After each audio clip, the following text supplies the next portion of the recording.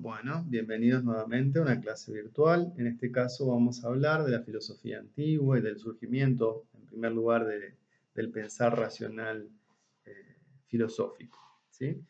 Este pensamiento racional filosófico nace aproximadamente en el siglo VI antes de Cristo, antes de nuestra era, vamos a llamarle, eh, en colonias griegas, ¿sí? En diversas colonias griegas, específicamente en Jonia, en la actual Turquía, ¿sí?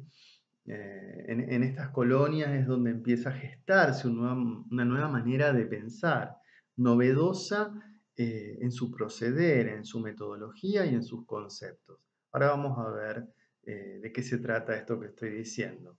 Pero bueno, la filosofía, lo importante es que nos quede claro que la condición de posibilidad de la filosofía tiene que ver con cierto tipo de organización social y política que se empieza a gestar en las ciudades griegas y sus colonias. Bien, ¿qué originalidad tienen las ciudades griegas, también llamadas polis o ciudades-estado? La originalidad de estas ciudades no solo es de que eran autárquicas, que se bastaban a sí mismas, tanto económicamente, tenían su propia moneda, también tenían su propio ejército, se bastaban a sí mismos para defenderse, sino que además tenían sus propias leyes, su propia constitución. Cada ciudad de la península griega tenía su propia constitución. ¿eh? Esto es muy importante, porque estas constituciones estaban escritas y estaban accesibles a todo ciudadano que quisiera leerlas. ¿eh?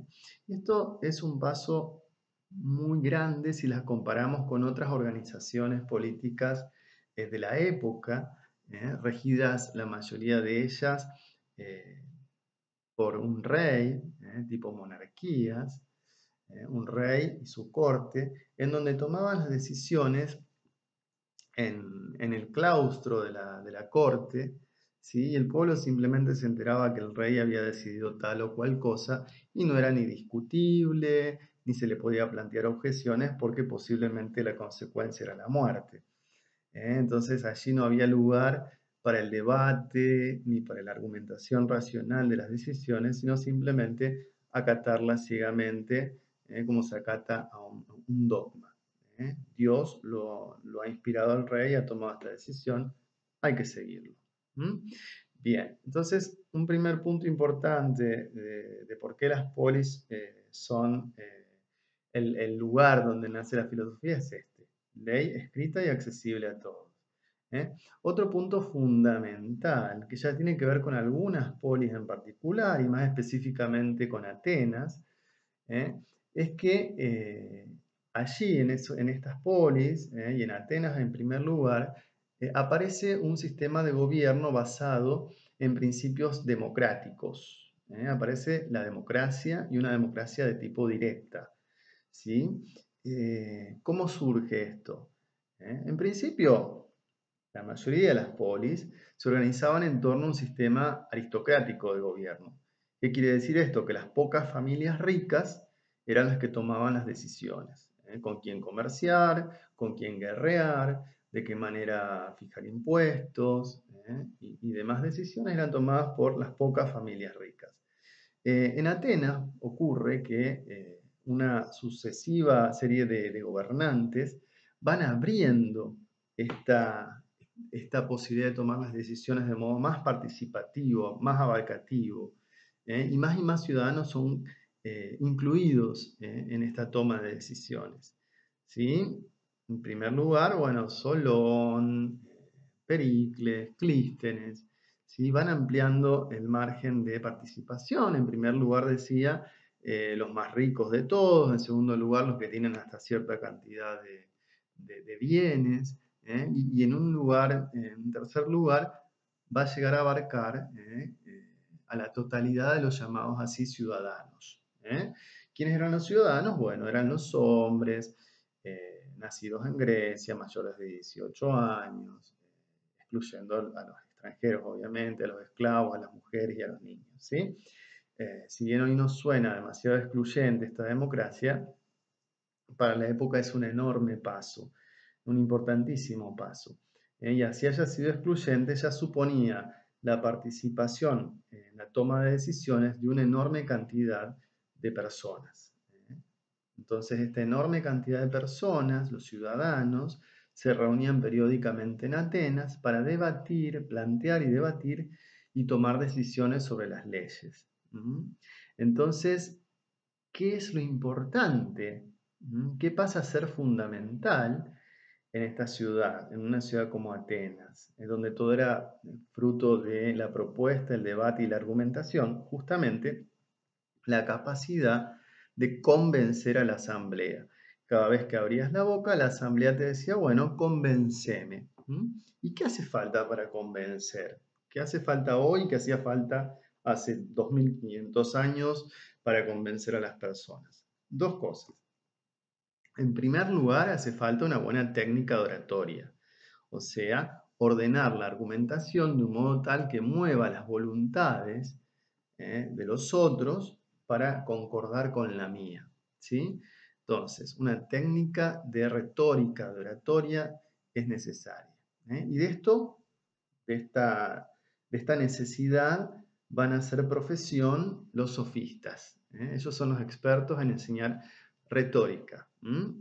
A los sofistas no les importa quién tiene la razón, lo que les importa es enseñar el arte de convencer a los demás de cualquier cosa que yo quiera convencerlos.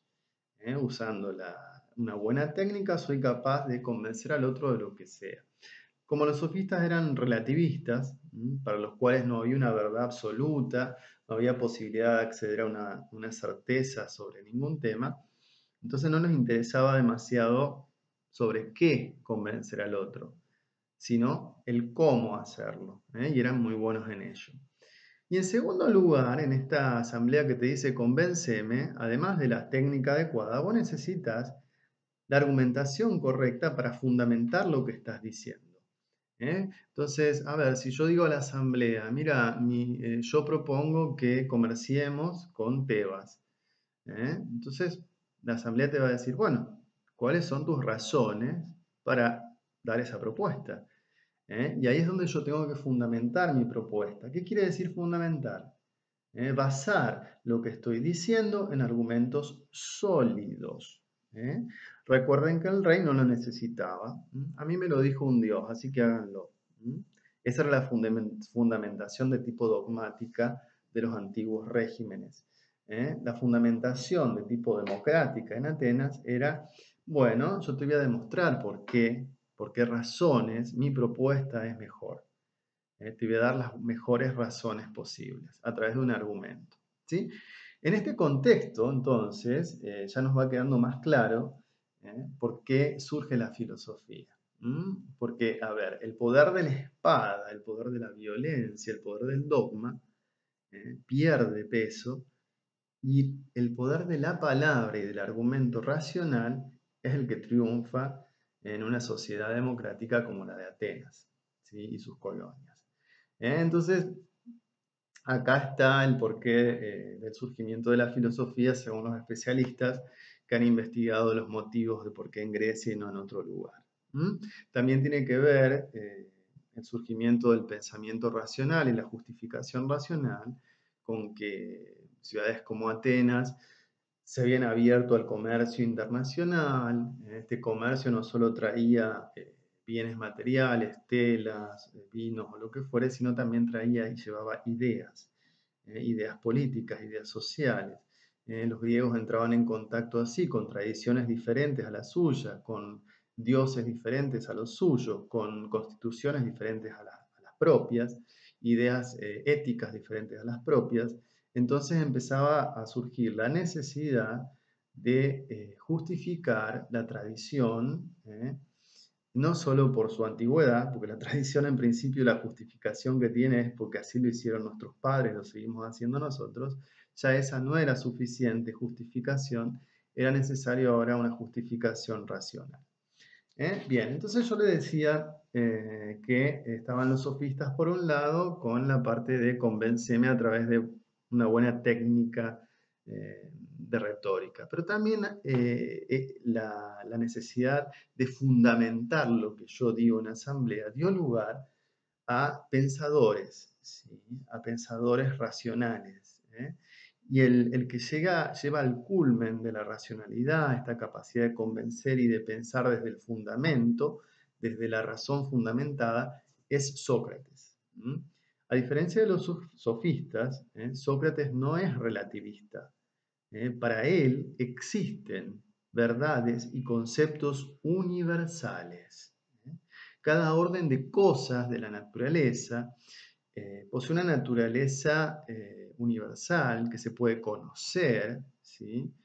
Y este conocimiento da lugar a conceptos universales, a definiciones válidas para toda otra persona, ¿eh? Cuyo argumento racional para llegar a ellas yo puedo desarrollar a través del diálogo con los demás. Entonces, para Sócrates es también importante remarcarlo, no se ocupó de cuestiones de tipo cosmológico, naturalista, no buscó explicar el origen de los eclipses, de los terremotos, explicar el origen del cosmos, no. Eso sus predecesores sí, ya lo vamos a ver. Pero Sócrates se ocupó en cambio de nociones antropológicas, de cuestiones que hacían a lo cívico, a la ciudad y a la ética de la ciudad. Entonces Sócrates indagaba los conceptos universales relacionados con cuestiones tales como la justicia, el bien, la verdad, la felicidad, el hombre. Entonces se preguntaba, ¿qué es la verdad en sí misma? ¿Cuál es, qué es la justicia? ¿Cuál es la definición universal, válida para todos de justicia? Entonces, estas eran las preguntas de Sócrates buscando establecer conceptos rectores que sirvan a todos los ciudadanos para regir y para orientar sus vidas, ¿sí? Que sirvan como brújulas culturales, bien independientes de la tradición que ya estaba caduca y muy cuestionada. Entonces, ¿cuál era el método de Sócrates? En primer lugar, a ver, antes de empezar con el método y volviendo a esto de la tradición, para llegar a un concepto universal, una definición válida y universal, lo que tengo que hacer en primer lugar es dejar de lado las definiciones de la tradición, los dogmas y prejuicios y así también la doxa, la opinión común sobre el tema. Porque todos estos ítems eran para Sócrates obstáculos, eran para Sócrates medias verdades, eran para Sócrates errores, ¿sí? Que ocultaban, que tapaban el acceso a la verdad. La verdad, la naturaleza universal de la cosa, la esencia.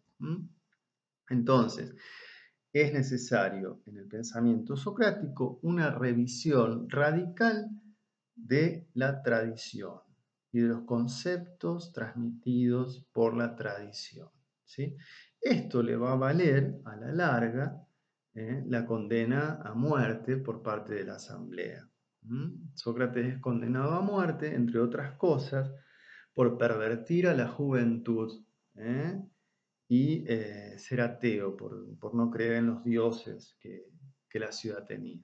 Pervertir a la juventud, ¿qué significa traducido en palabras claras? Significa que él les enseñaba a los jóvenes a pensar por sí mismos en lugar de pensar lo que todo el mundo piensa, en lugar de amoldarse a la opinión, a la doxa común, ¿sí? A la opinión sostenida por todos, y a cuestionar también a los otros a través del diálogo, a cuestionarlos cuando afirman un prejuicio y no tienen una verdad razonada de las cosas.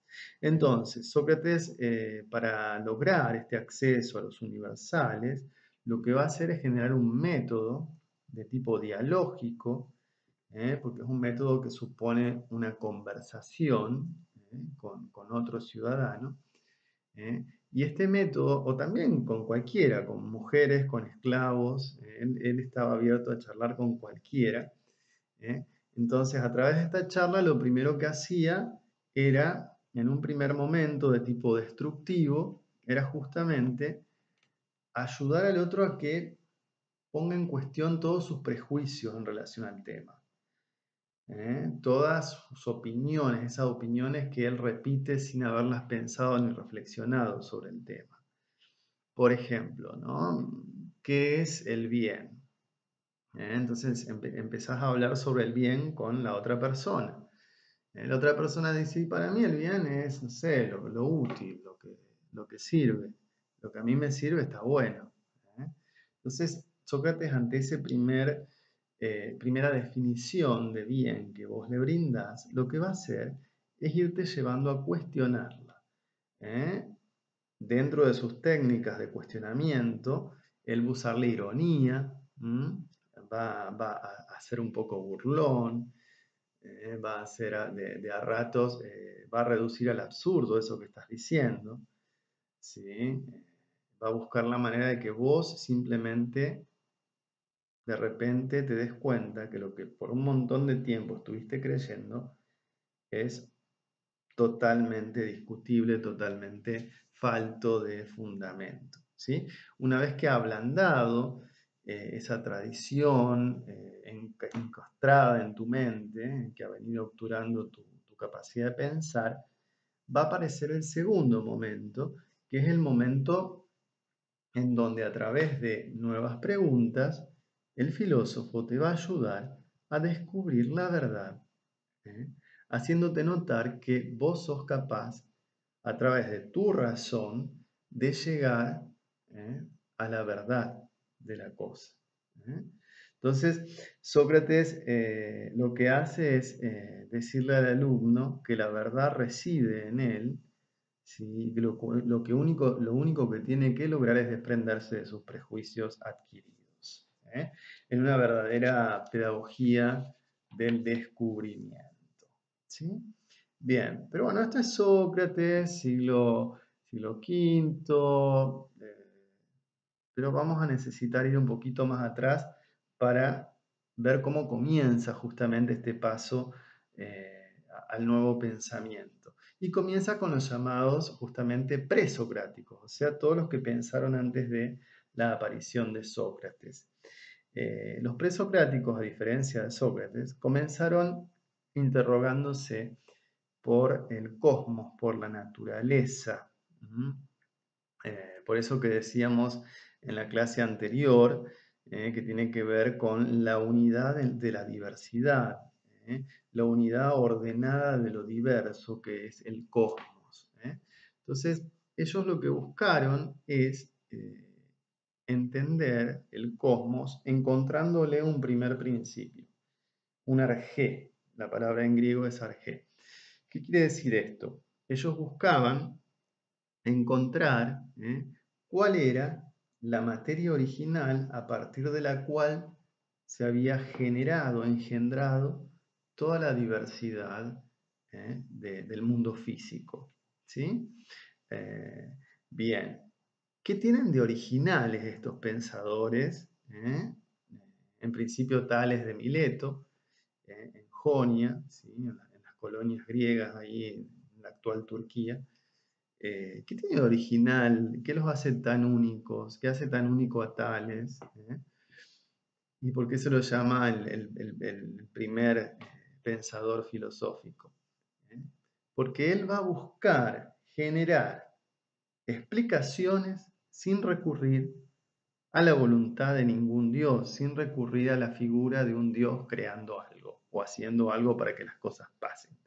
Y esto se le llama el paso del mito al logos. La famosa frase en filosofía, el paso del mito al logos. Que justamente es esto.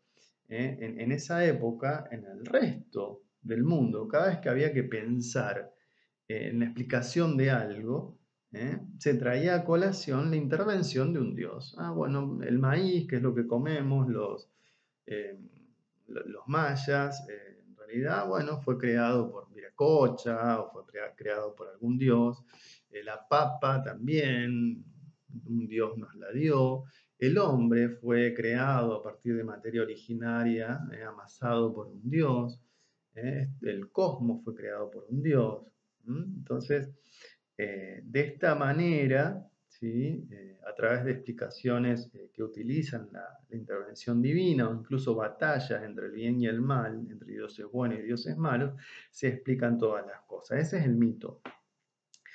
Lo original de estos pensadores, empezando por Tales, es que no recurren para explicar la naturaleza más que a procesos naturales. ¿eh? Entonces, procesos naturales, causas intramundanas, son las que ellos van a usar para explicar las cosas. Convengamos que con un aparato conceptual muy pobrecito, muy en pañales, como vamos a ver. Porque tal es que va a decir, el primer principio, el que unifica la totalidad y la produce, no es ni más ni menos que el agua. ¿Mm? El agua, bueno, el agua es esencial para la vida, es fundamental para que las cosas vivas prosperen. Entonces, posiblemente también todo está rodeado de agua. En ciudades costeras donde ellos estaban también. Bueno, entonces el agua, él la pone como ese primer principio a partir del cual van derivando las diversas cosas, los diversos elementos de la naturaleza. Eh, entonces el agua unifica todo y produce desde sí lo diverso. ¿Sí? Tales también era un pensador matemático, era también un investigador. Por ejemplo, encontró una fórmula para determinar la altura de las pirámides a través de medir la sombra que proyectaban cuando el Sol estaba en determinada posición. También predijo el paso de un cometa, entre otras hazañas, que ya lo muestran como un inquieto pensador reflexivo, racional, que busca explicar las cosas. Después tenemos a Anaximandro, como discípulo de Tales, otro presocrático, Jonio. Anaximandro, ¿qué va a decir? El primer principio del cual surge lo diverso es lo indeterminado. De lo indeterminado, tohapeiron en griego, surge lo determinado. Van surgiendo las diversas determinaciones que son las cosas naturales. ¿Sí? Y todo vuelve a ello cuando se diluye, vuelve a lo indeterminado.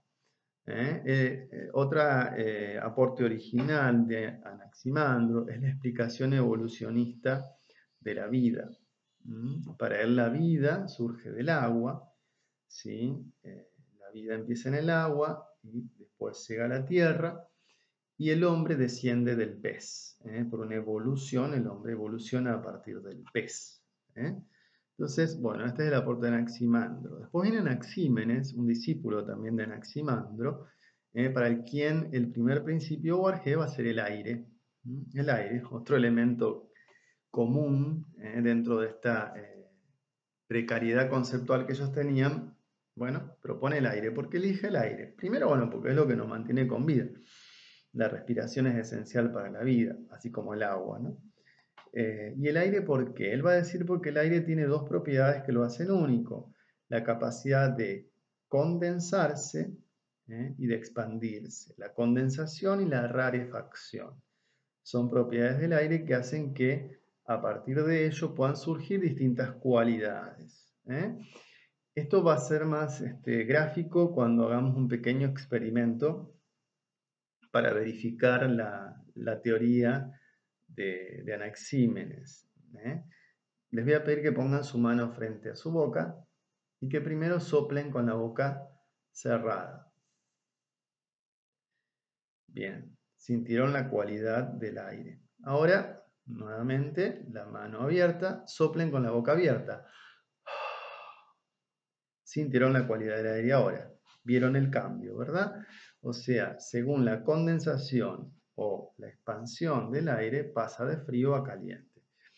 Son dos cualidades diferentes que marcan que el aire está condensado o está expandido.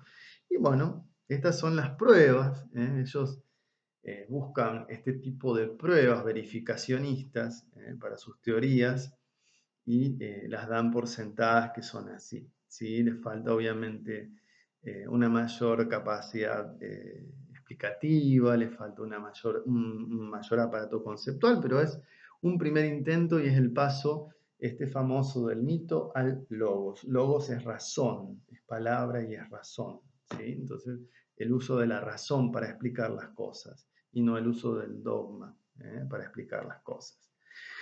Bien, les voy a pedir como tarea que busquen mitologías latinoamericanas de los pueblos originarios de Latinoamérica, ya sea cosmológicas para explicar el surgimiento del cosmos, o mitologías en relación a algún ítem en particular, ¿sí?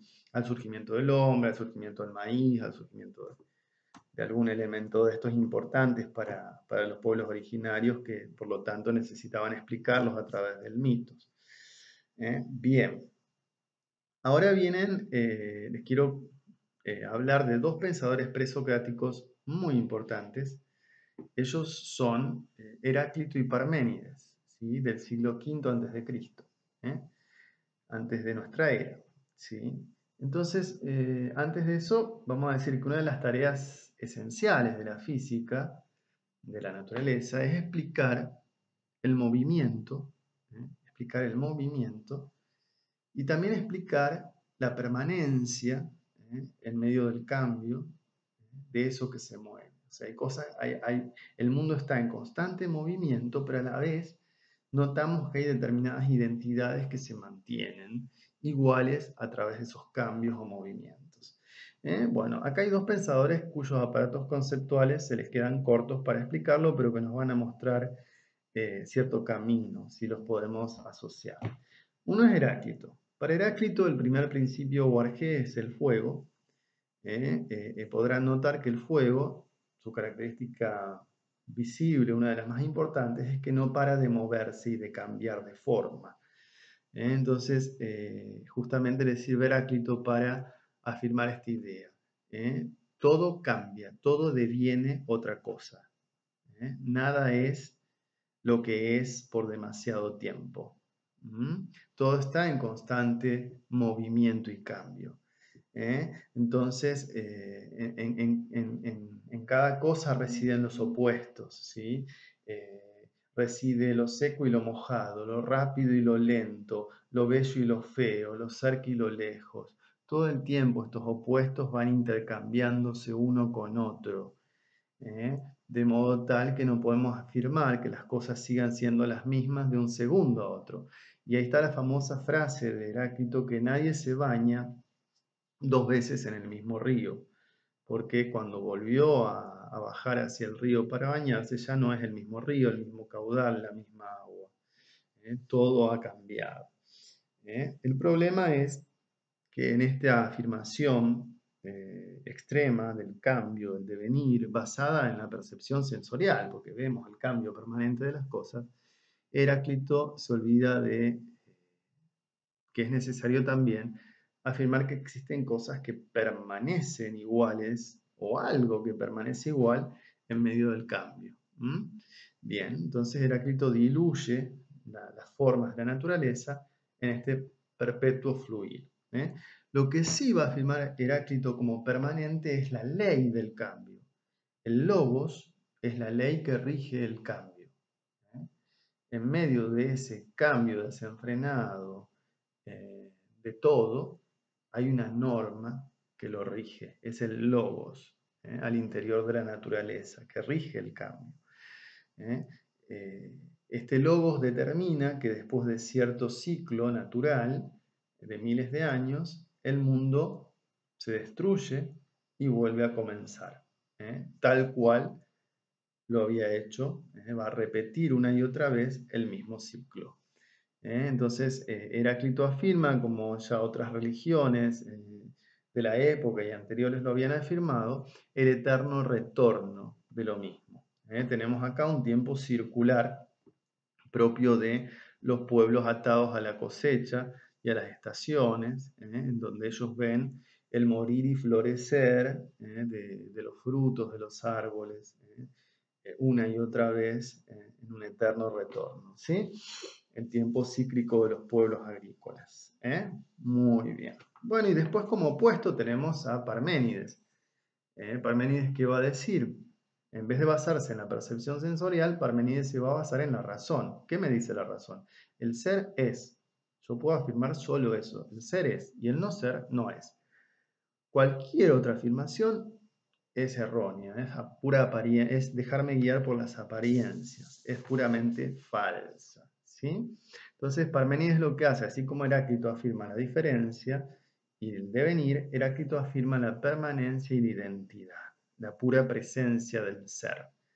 El ser está fuera del tiempo, el ser no tuvo un origen, porque eso quiere decir que antes no existió. ¿Cómo podemos llegar a decir sin contradicción lógica que el ser no fue? Es contradictorio. ¿Cómo podemos llegar a decir que el ser va a desaparecer? Es como decir el ser no es. Es una contradicción. El ser a su vez es uno, es único, porque si hubiese dos o tres, ya estaríamos diciendo este no es este y este ser no es aquel ser. Entonces introducimos nuevamente el no ser en el ser. El ser es inmóvil, ¿sí? Porque para moverse tendría que estar en algo que no sea él, entonces aparece de vuelta el no ser. De esta manera Parménides va afirmando la existencia de un ser puramente racional, que contradice la percepción sensorial de la diversidad de las cosas y del movimiento, ¿sí? Entonces estos dos pensadores nos muestran cómo los presocráticos se quedan cortos a la hora de plantear herramientas conceptuales, para explicar la física, la naturaleza, el cosmos, pero a la vez nos van brindando ya pistas para encarar la respuesta. Por último, quiero mencionar dentro de los presocráticos a los atomistas. Los atomistas, entre ellos Leucipo y Demócrito, los más importantes, son los que van a afirmar que lo que no cambia, lo que permanece igual, lo que permanece idéntico a través del cambio, son los átomos. Los átomos, ¿qué son los átomos? Partículas invisibles e indivisibles, de las cuales todo está compuesto. Entonces, estas infinitas partículas llamadas átomos, invariables, lo que hacen es combinarse, agregarse y desagregarse, formando las distintas cosas. Los cambios se explican justamente por la agregación o la desagregación de estas partículas invisibles e infinitas llamadas átomos. ¿Sí? Ellos plantean un universo mecanicista, un pensamiento de tipo atómico, que va a resurgir luego en la física, ¿sí? Moderna. Ellos ya lo están pensando en el siglo 5, 4 antes de Cristo. Bien, y acá ya hablamos de Sócrates, el pensador que al plantear la existencia de naturalezas universales y definiciones con validez universal, marca un hito, y plantear el método de la dialéctica, de la mayéutica, también marca un hito en el pensar. Y llegamos ya a su discípulo, Platón, que retoma también las cuestiones cosmológicas que Sócrates había dejado de lado. ¿Y qué hace Platón para explicar la física, la naturaleza? Bueno, él quiere sostener esto de que hay cosas que permanecen idénticas y eternas, y también quiere sostener esto de que hay un cambio observable, para lo cual él va a dividir el mundo en dos. Hay un mundo inteligible de las ideas, de las naturalezas universales, de las esencias, los conceptos universales, ese mundo de las ideas, y debajo está el mundo de la materia, el mundo que percibimos a través de los sentidos, ¿sí? Que es el mundo en constante cambio. ¿Cuál es la relación entre estos dos mundos? Bueno, el mundo material participa, ¿sí? Del mundo ideal o inteligible, de este mundo inteligible eterno, inmóvil, ¿sí? Que contiene la verdadera naturaleza de las cosas. Bueno, las cosas materiales participan. También se puede decir copian a las cosas inmateriales e inteligibles, ¿sí? Por ejemplo, ¿qué soy yo? Una copia barata, degradada del hombre universal, inteligible. No porque sea yo soy una copia barata, sino porque todo ser humano es una copia barata de esa idea que es la naturaleza de hombre universal que está por fuera del mundo material, ¿sí? A resguardo del cambio. Bien, eso es Platón. Platón también es importante en la teoría del conocimiento, que él plantea el conocer es un recordar. ¿Por qué es un recordar? Porque para él, para su teoría, las almas divisibles del cuerpo, con existencia eterna, antes de caer en la materia, estaban sobrevolando en ese mundo de las ideas, contemplando la verdad de todas las cosas, o sea, en una contemplación directa, sin el lastre de la materia, contemplaban la verdad de las esencias, los conceptos universales de todo. Entonces las almas contienen ya en sí mismas el conocimiento y la verdad de todas las cosas. Pasa que de repente esas almas caen en la materia, se encarnan, ¿sí? Y al encarnarse, ¿eh? Lo que hacen es olvidar eso que ya saben. El conocimiento que traen queda inconsciente, es un saber inconsciente. Entonces, conocer de alguna manera para Platón es recordar, a través de un proceso dialéctico reflexivo, llegar a recordar la esencia de las cosas que yo ya conozco, de modo innato. Bien. Finalmente llegamos a Aristóteles, para quien el mundo es un cosmos finito, cerrado, cuyo centro es la Tierra, alrededor del cual giran todos los planetas, ¿sí? Que está regido por leyes,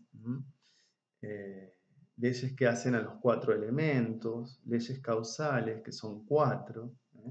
Entonces, este mundo aristotélico de sustancias, ¿cómo entiende Aristóteles la sustancia? La sustancia es un compuesto.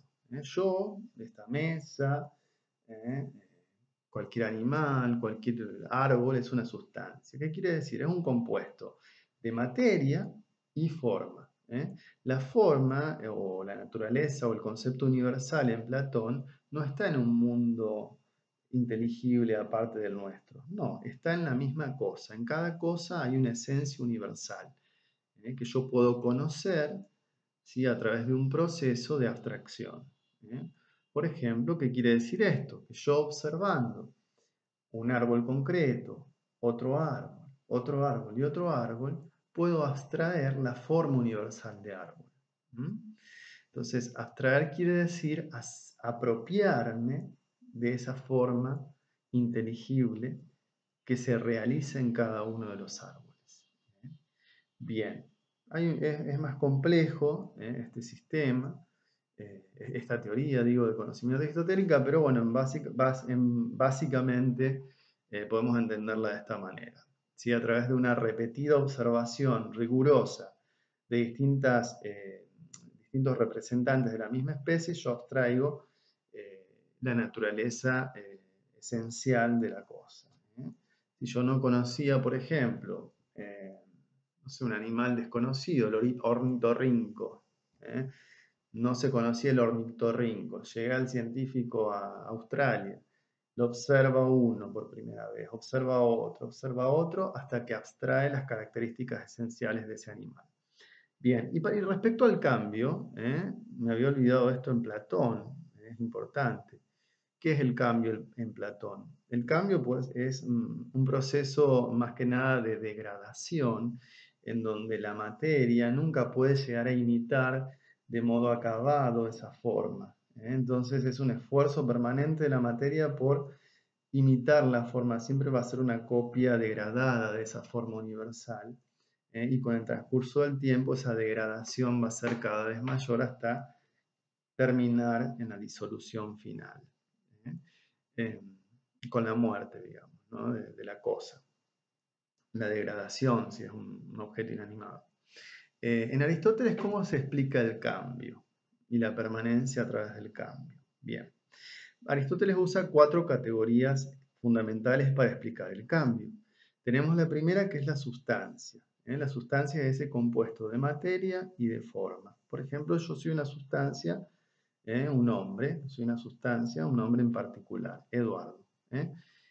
Tengo ciertas características esenciales, o sea, vitales para que yo siga existiendo, como por ejemplo la razón. Para Aristóteles el hombre es un ser racional, entonces la característica esta de racional, si uno la quita del hombre, deja de ser hombre. ¿eh? Otra característica esencial a mi esencia de hombre es la naturaleza social. Si me quitan la naturaleza social, yo dejo también de ser hombre. Entonces, porque el hombre es un animal racional y cívico para Aristóteles. Si le quitamos lo cívico ya no es hombre, si le quitamos lo racional ya no es hombre. Ahora, hay otras características que me condicionan a mí, en mi inmediatez, en lo concreto, que no son esenciales a mí. Por ejemplo, la característica de el movimiento. Yo ahora estoy quieto. Estar quieto y sentado no es una característica esencial. Por lo cual, si ella varía, la sustancia que soy yo no sufre ningún tipo de cambio. Entonces la sustancia permanece a través del cambio. Pongámosle que yo ahora me paro y me pongo a bailar. Ponerme a bailar no es un cambio esencial. Sigo siendo yo. Lo que cambia es un accidente, algo accidental. Digamos. Paso de estar sentado a estar bailando. Paso de estar en Rosario, me traslado a, no sé, a Buenos Aires, he cambiado de lugar, es un cambio accidental, no sustancial, ¿sí? A través del cual ha permanecido mi sustancia, o sea, yo. ¿sí? También cambio en edad, cambio en peso, puedo cambiar alguna cualidad mía, por ejemplo, no sé, dejarme la barba, sacármela, sacarme el pelo, ponerme el pelo, ¿sí? Son cambios accidentales. Y lo que permanece es la sustancia a través del cambio. Esas son dos categorías fundamentales. Entonces, sustancias y accidentes, ¿sí? Es una. Y otras dos son potencia y acto, que tienen mucho que ver con las dos anteriores. Yo ahora estoy en acto sentado. O sea, actualmente mi actualidad es estar sentado. Pero tengo la potencia de pararme, ¿sí? Si yo me paro, llevo la potencia de pararme al acto, ¿sí? Entonces, y nuevamente, estando parado, lo que queda en potencia es mi capacidad de sentarme. ¿Entienden? La semilla tiene la potencia de convertirse en árbol. Se convierte en árbol, ha actualizado esa potencia. ¿sí? Ustedes tienen la potencia de entender a Aristóteles, por ejemplo. Considero, creo que sí. Tengo mis dudas, no. Tengo mi certeza de que sí. Pero no en acto, digamos. Ahora no lo terminan de entender. Aristóteles es más complejo, tiene más vericuetos. Con una simple explicación tal vez no lo entiendan. Pero ustedes tienen la potencia de hacerlo. Cuando actualicen esa potencia, ustedes habrán entendido a Aristóteles. Ustedes tienen la potencia de ser profesores de música, pero no están en acto ahora. No han actualizado esa potencia todavía. Tienen, por ejemplo, la potencia de ser padres, pero no la han actualizado todavía, o tal vez sí han llevado al acto esa potencia. ¿Sí? Entonces, con estas categorías de acto, potencia, sustancia y accidente, Aristóteles genera un aparato conceptual mucho más complejo y completo que le permite explicar los cambios cualitativos de las cosas. ¿sí? Entonces, Aristóteles construye una física, una explicación de la naturaleza de tipo cualitativa. Otra cuestión fundamental en Aristóteles es la teoría de las cuatro causas. Todo tiene cuatro causas. La causa material, que es la materia de la cual está hecha, pongámosle una mesa, la causa material es la madera. Una causa formal, que es la forma que la ha configurado, en este caso la forma de mesa, que tiene sus notas esenciales. Qué sé yo, tener una superficie de apoyo es esencial a una mesa, sin la cual no sería mesa. Otra causa, entonces, se llama la material, la formal, la causa eficiente, que es la que la produjo, en el caso de la mesa del carpintero es la causa eficiente, y la causa final, que es el proyecto, es el fin, el proyecto de mesa que movió al arquitecto, al carpintero a realizar la mesa. Entonces, esta es otra cuestión fundamental. También va a hablar de cuatro elementos, cada uno de ellos con sus lugares naturales. El agua, la tierra, el aire y el fuego. ¿sí? El fuego, el lugar natural, es el lugar más elevado, el aire un lugar intermedio, la tierra el lugar bajo y el agua también un lugar más bajo. Entonces, cada elemento tiene su lugar natural, por lo cual se mueve hacia ese lugar de modo natural. Entonces, de esta manera Aristóteles va generando una serie de categorías, de conceptos, de herramientas conceptuales para explicar lo que vemos, lo que percibimos con los sentidos. Es importante el desarrollo de Aristóteles porque esta noción de cosmos y estas categorías cualitativas para entenderlo van a dominar casi un milenio el modo de pensar la física, hasta la llegada de la física moderna.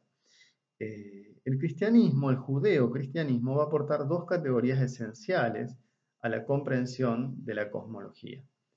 ¿Cuáles van a ser? Una de ellas es la teoría de la creación a partir de la nada. Todas las mitologías, prácticamente todas, y todas las filosofías que hablan del cosmos, siempre presuponen la existencia previa de una materia original, de un caos original. El cristianismo, básicamente, al filosofar sobre la creación, va a afirmar que Dios crea el universo libremente y a partir de la nada. Para afirmar la libertad absoluta de Dios, van a decir que es a partir de la nada la creación. Dios hizo todo de cero. Entonces, este ex nihilo, como se diría en latín, ex nihilo, a partir de la nada, es el aporte originario en cuanto a cosmología. ¿Sí? El Big Bang surge a partir de la nada. Y otra característica o aporte conceptual del cristianismo a la reflexión sobre la física es la noción de tiempo lineal. La noción de un tiempo lineal que tiene un origen en el Génesis, en la creación, y se desarrolla de modo irreversible, ¿sí?, hacia adelante hasta llegar al apocalipsis final, ¿eh? que va a determinar la salvación o condena, ya sea del alma particular o de todas las almas con el fin del ciclo de la tierra, de la existencia. Entonces, el tiempo lineal, irreversible, es también otro aporte. Recordemos que generalmente las culturas previas y las filosofías anteriores tienen la idea de un tiempo circular. Bien, bueno, vamos a dejarlo acá, ya los he cansado bastante. Nuevamente les recuerdo, mi expectativa no es que se sepan de memoria todo lo que yo les estoy diciendo, sino que tengan una somera idea de esta evolución del pensamiento, de ciertas cuestiones como, el paso del mito al logos asociado a las polis, tal vez idea del aporte trascendental de Sócrates, de que buscaba esta filosofía inicial explicar, o sea, que buscaba explicar el cosmos a través de un principio único. Después vinieron Platón y Aristóteles y sumaron categorías nuevas. Simplemente una idea general, ¿sí? Yo me explayo un poquito más para que tengan más contenido e información, pero no va a ser mi exigencia hacia ustedes. Gracias por su atención, los espero en un nuevo video.